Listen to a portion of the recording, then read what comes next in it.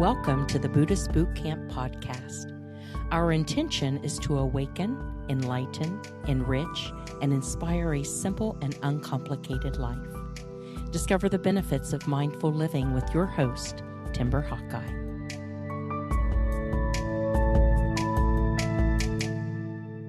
Buried deep under many layers of shame, embarrassment, disgust, and anger, there was a repressed experience from my past that only recently resurfaced. I was not raised by alcoholic parents, and of all the things to which anyone can be addicted, alcohol was never my poison of choice. I've been working with people in recovery for over a decade, so on the one hand I am understanding, patient, loving, and gentle with anyone regardless of their challenges in life. But on the other hand, I have avoided being around alcohol the way someone who is terrified of drowning stays far from bodies of water. Even after years of therapy and meditation, I couldn't figure out the logic behind my strong aversion and rigidity around drinking. That is, until a few weeks ago when a buried memory was triggered, and now I finally understand. Whenever I'm on a book tour like the one I recently finished, I stay with different host families in each city instead of paying for hotels, because that money can go towards donating books to prisons, schools, rehab centers, support groups, and so on. Most people have a guest bedroom, a couch, or an air mattress for me in the living room, with a setup each night that ranges anywhere from the slightly uncomfortable all the way to plush luxury. At one of my stops on this last tour, however, I found myself in a situation that set off warning alarms in my body as if it was under attack. I immediately contacted my best friend and I said, I don't think I can stay here. Sleeping on a bathroom floor that reeks of urine would be more appealing to me than staying where I am right now. And that got me thinking, when did I ever sleep on a bathroom floor that reeked of urine? Surprisingly, that's the moment a repressed memory broke through the layers of shame, embarrassment, disgust, and anger, and I physically felt myself reliving an incident that I buried years ago. From the time I was 20 until my early 30s, my good friend Colin stood by my side through everything, whether I was working at coffee shops or law firms. When I left the corporate world and moved to Hawaii, through life's ups, downs, and all-arounds, Colin was there, celebrating my every decision, from buying a condo to taking the monastic vows. He never judged. In fact, he admired and respected my spiritual journey, which he called the continuous rebuilding of the temple. Colin was the kind of friend who lived in an apartment the size of a shoebox, yet always welcomed anyone who needed a place to stay. And so it came to be that I was between monasteries, unsure whether it would make more sense for me to fly back home to Hawaii or to stay on the mainland for a few more days. And there was Colin, supportive as ever, with a spare key to his apartment until I figured things out. Sadly and unfortunately, on my second night there, Colin came home drunk in the middle of the night and tried to rape me in my sleep.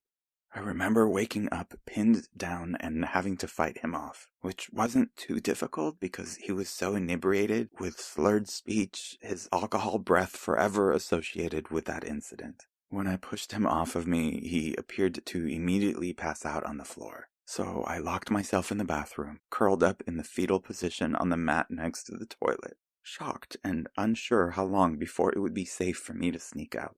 After a couple of hours on the bathroom floor, I opened the door and heard him snoring. So I grabbed my backpack, which is all I had, and I left. It was 5 o'clock in the morning.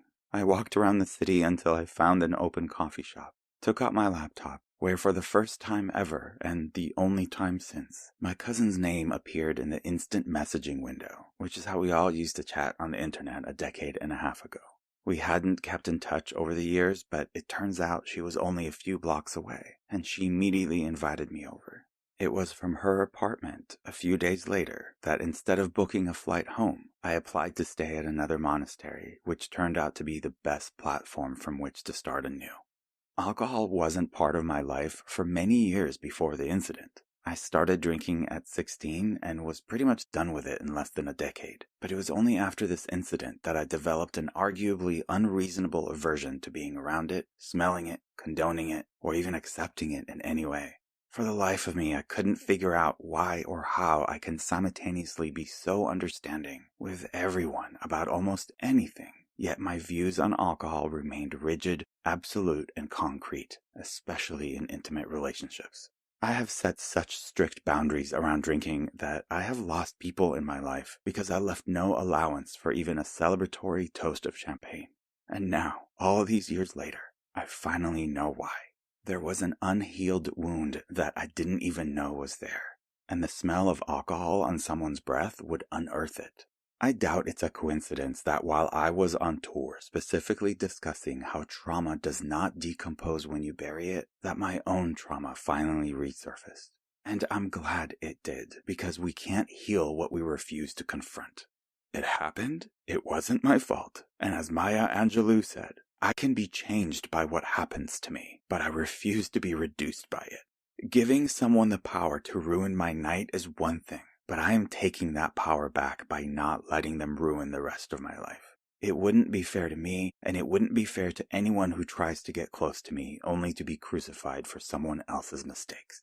The Greek root of the word trauma means wound, and we are all wounded in ways we don't always understand or even know about. You sometimes can't even see the wound, but you still experience its symptoms. Your reactions, aversions, opinions, preferences, and biases are often indicators of trauma. So don't ignore, escape, deny, or try to numb the symptoms. Pay attention to them. Awareness is the first key to healing. Imagine one of the lights in the corner of your living room starts to flicker. One way to deal with the problem is to stop using that lamp. Another way is to try changing the light bulb. If the new light bulb also flickers, you might assume the problem is the lamp itself and simply avoid that corner of the room until you get around to buying a new lamp. Either way, the issue is not resolved when it is merely ignored. There might be faulty wiring behind the wall causing the flickering, so failing to further investigate the seemingly small problem can potentially lead to much bigger problems down the road, like your house burning down in an electrical fire. Everything is indicative of something else. My aversion to alcohol was indicative of a wound I didn't recall. Just like my aversion to children for so many years had nothing to do with kids or their parents, I just kept my distance from anything that reminded me of my childhood. Buddhism calls this cause and effect, and mindfulness helps us get to the root of our behavior patterns because nothing is rarely what it seems. It's even been said that you are never upset for the reasons you think you are upset. Just like sometimes your fingers hurt because of an issue with your shoulder or spine, not with your hand. I thought logical reasoning was the only thing fueling my strong opinions about liquor, but it turns out my rigidity was a trauma response to a betrayal by a friend many years ago. When I shared this story in writing, which was difficult, but nowhere near as difficult as it is to record, I received an overwhelming number of letters from people wanting to know if I have forgiven Colin for his betrayal. And since I can't possibly respond to each message individually, here is what I understand about forgiveness. The betrayal felt similar to finding out your friend had stolen money out of your wallet when you weren't looking. What Colin did was different, of course, but I'm saying if a friend steals from you, the pain of losing a trusted friend is greater than losing $20. People whose homes are broken into often say feeling violated and losing their sense of security hurts more than losing their personal belongings. And for me, it was easier to blame alcohol for his actions than to emotionally accept the betrayal of a friend. It was only when I was asked if I have ever forgiven Colin that I realized it had never even occurred to me that I needed to forgive him because I had never blamed him. Isn't that fascinating? Colin had written me a letter a few weeks after the incident acknowledging we could never go back to being friends after what he had done, just like you can't put toothpaste back in the tube. So I guess I had intellectually considered the matter closed, but the wound was still open. In other words, I may have replaced the light bulb, but I've been living in fear of turning on the light. Many of us avoid the pain of disappointment or abandonment, for example, by avoiding getting close to people. And like I said before, an issue is not resolved when it is merely ignored. And since everything is indicative of something else, investigate any strongly held beliefs or opinions, whether your own or someone else's, and you will either discover aversion or desire, the two causes of suffering according to the Buddha. Now that I recall what happened and see how I have tried to cope with the pain for so many years, what I need to do is forgive myself for guarding my heart for so long, more than I need to forgive Colin for his mistake. That's his cross to bear.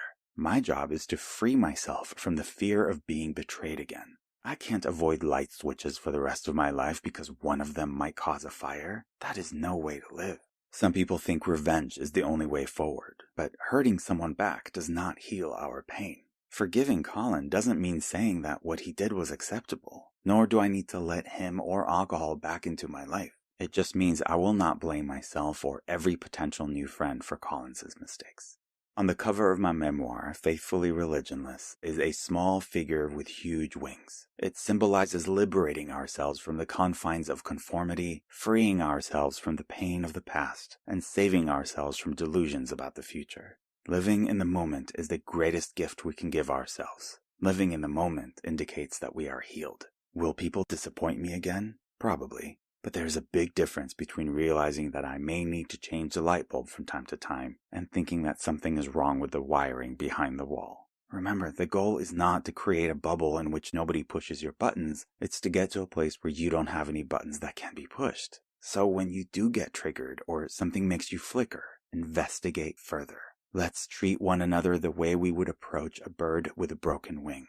Even if they refuse our help when we get close, it's likely due to their fear and distress, so don't take it personally. You can't help the bird until it is ready to surrender, just like you can't use force to get a flower to bloom. All you can do is create a nourishing environment where it feels safe and ready to open up. The flower can be someone else, or it might be you.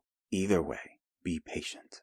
I sometimes share personal experiences with you to depict how the Dharma continues to enrich my life with insight and clarity. If you have experienced something traumatic and the pain is expressing itself through unstable behavior or thoughts, there is professional help out there that offers coping skills to move through life more gracefully. Finding the right therapist or even the right therapeutic approach can take time, trial, and error. Be patient.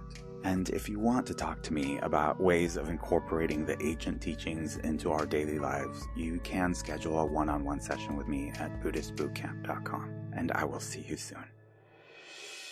Timber Hawkeye is the best-selling author of Buddhist Boot Camp, Faithfully Religionless, and The Opposite of Namaste. For additional information, please visit BuddhistBootcamp.com, where you can order autographed books to support the Prison Library Project, watch Timber's inspiring TED Talk, and join our monthly mailing list. We hope you have enjoyed this episode and invite you to subscribe for more thought-provoking discussions. Thank you for being a soldier of peace in the army of love.